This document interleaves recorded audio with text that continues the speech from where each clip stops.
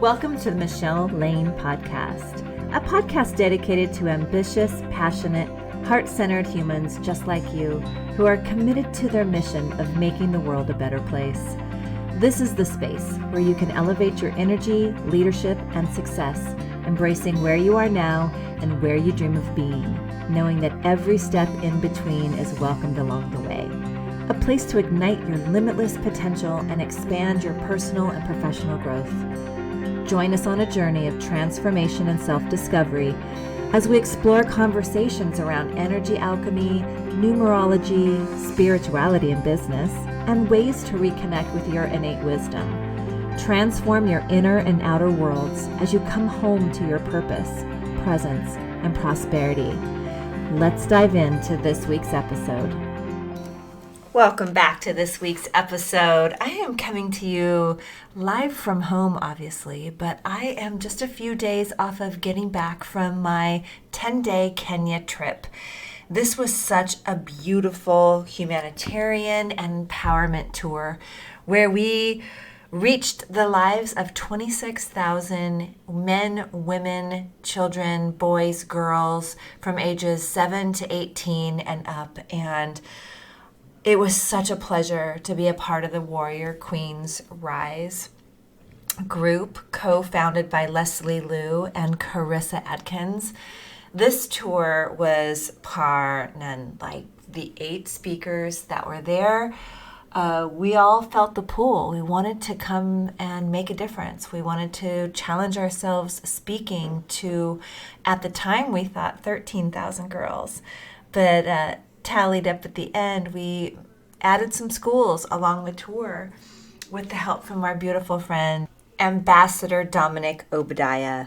It was insane. It was thousands upon thousands of students gathered, waiting for us to arrive to hear our talks on self-mastery, of growth, of personal development, of hope, of resilience, of getting through when times are tough, and sharing all of our stories. And I've got to tell you, I really didn't know many of the people that were on tour, and I really was familiar with about 2.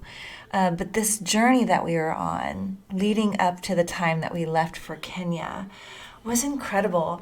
And we were told that it would be one of those speaking opportunities where we didn't have a prepared, planned out talk. It was going to be from the heart, 2 to 5 minutes, depending on the school and the time we were allotted, direct, succinct, beautiful messages. And all of us, it was really beautiful to watch unfold the themes that we picked up energetically from each of the schools.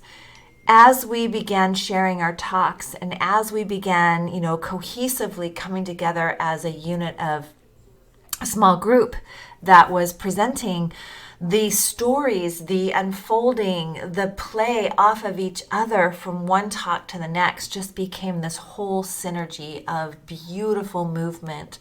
So each school, I believe, received exactly what was needed, and each one was different due to the energy of the group, right? So my heart is opened tenfold.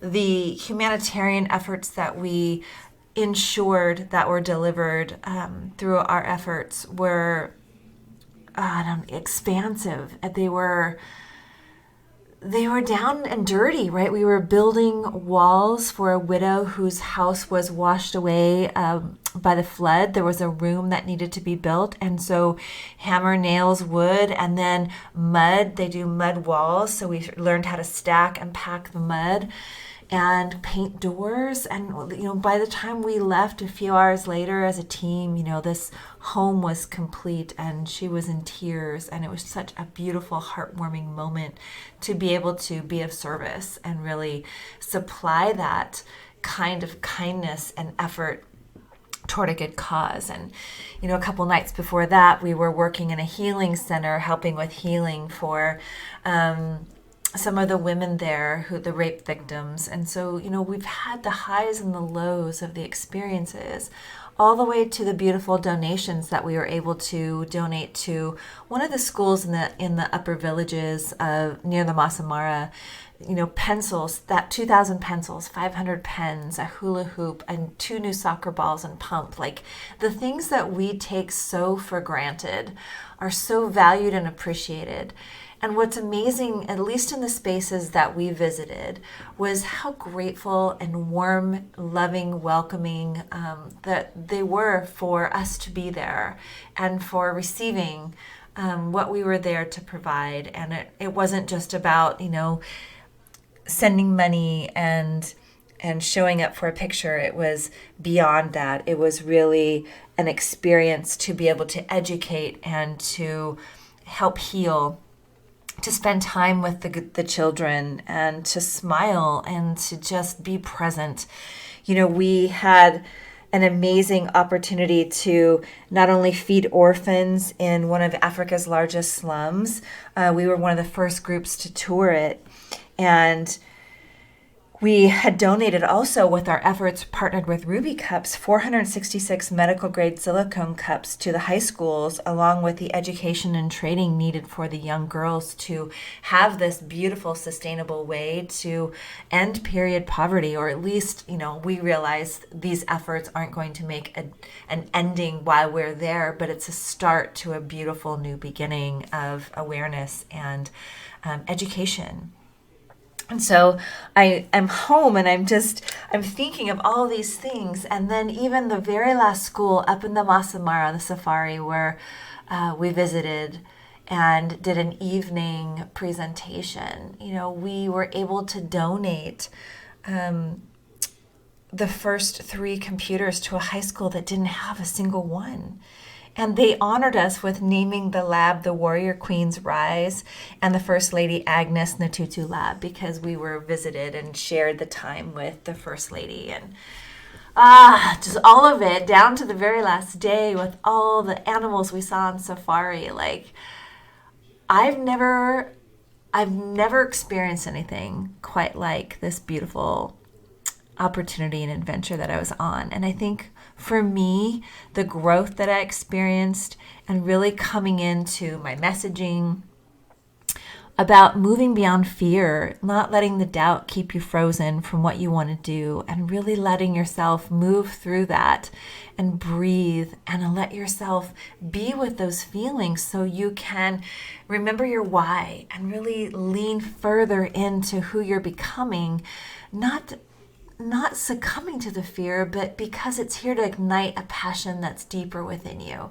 And to be able to share that message was really powerful in the numerous different ways that we spoke of it. And I'm leaving. Well, I want to go back just for a moment to even the fears that were arising as I left my family, as I left everything familiar, as I traveled for a good portion of the trip on my own, knowing that I was going, to another flight that would take me 14 hours into a whole other side of the world. And whether it be the new moon, the eclipse that was there at the time, the patterns that were rising up to be seen, there was so much old anxiety and fear rising to just kind of witness and observe and allow myself the space to feel all the things. I was emotional in my own silence, and also being present, enjoying the journey, doing things outside of your comfort zone. I was up later than I stay up. I was traveling through the night. I was meeting up with people I get to know better that I hadn't known on the tour, and journeying through all of these new experiences into new environments, into new sights, smells, sounds. My senses were heightened, and it took me a couple nights to get settled in, not so much from the newness of the place, but just to be with my own nervous system and in nurturing it, in realizing this is an old response. This is a fight or flight. This is where I want to run. And there was nowhere to run. There was no need to run. There was just this beautiful expansion, opening up, and me trusting in me and me knowing I've got me. And no matter how nervous I was about speaking, like every single time coming home to myself, that I've got this, that there is this next opportunity to step into the becoming of who I was choosing to be. And I think overall the takeaway of that and watching every single one of us grow and expand and come together, co-creating this beautiful experience. It definitely allows you to be grateful. Seeing the sights that we saw, really appreciating the smallest of things that we take for granted on a daily basis. The shelter that we have, the home, the clothing, the abundance that we truly do have, and the abundance that's available to everyone. In a world where we get to ripple that out in all kinds of ways, right? To share our hearts. This work, this journey that I was on, this is not for everyone. This is a very heart-centered, unique calling that I believe God sends. And when we hear the call, we rise up and we allow ourselves to step in and discover who not only will be on the other side of that, but the really beautiful, valuable ripple effect of the impact that we were able to make. I'm super honored. And then to be honored as a global humanitarian through Ambassador Dominic and Kenya itself. You don't ever forget those moments, So that's the journey. And it's about leaving that lasting legacy of hope, of education, empowerment, not only for now, but generations to come. Not only over in Kenya, but here. And reminding us that, there's nothing that we can't accomplish, that we can't put our minds together and create. And I'm just so honored that we were able to connect and journey for 10 days together. And every one of us, there were no hard feelings. We all got along, and you just know it's divinely aligned when that happens. And we just want to extend our deepest gratitude to not only the Warrior Queens Rise, but to Kenya and countless others whose support and collaboration made all of it possible. We had so many people connecting with us and helping us expand our message and keeping us safe and security and knowing the roots and having it all be a part of capturing these moments. And I wanted to leave this podcast honoring the tour, the journey, and for anyone who wants to get involved, who wants to continue to donate, or even speak. If you're curious about speaking on a similar tour or upcoming tours in the future, I would advise you and invite you wholly to go to www.warriorqueensrise.com. You'll find your speaker application there. If you're one who wants to donate, we are accepting donations for this following year tour that's coming. We have lots of plans for not only providing more Ruby Cups to more schools, more girls, but also to continue to supply the simple things that are very much needed.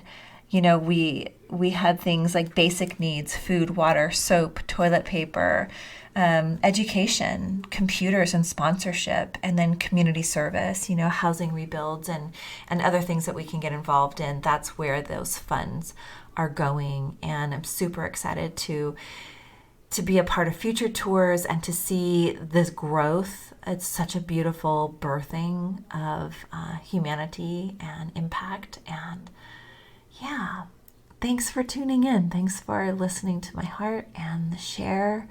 And I'd love to hear from you. Let me know if you've ever done anything like that. And feel free always to connect with me personally. You can email me at michele@micheleLaine.com, MICHELE at MICHELELAINE.com. I'd love to hear from you. All right, you guys. Well, with that, I hope you have a beautiful rest of your day. Thanks again for tuning in, and we'll see you next week. Bye for now. Thank you so much for tuning in to today's episode. If you found this episode valuable, I'd love for you to share it out with your family and friends so we can create a ripple effect of growth and transformation in the universe. If you're someone who's looking for more support and are feeling that nudge to connect, I encourage you to reach out. Go to www.michelelaine.com and schedule your intuitive reading with me. And these readings will really be uncover the patterns within your body that are holding you back from that next level of wealth, well-being, health, and love relationships that you're truly desiring. And make sure you join me in the Empowered Evolution group on Facebook. Let's continue the conversation there. I want to hear what you loved about this episode. I want to meet you, and I want to hear what's important for you to hear more of. Again, thank you so much for spending your time with me today, and I'll see you on the very next episode.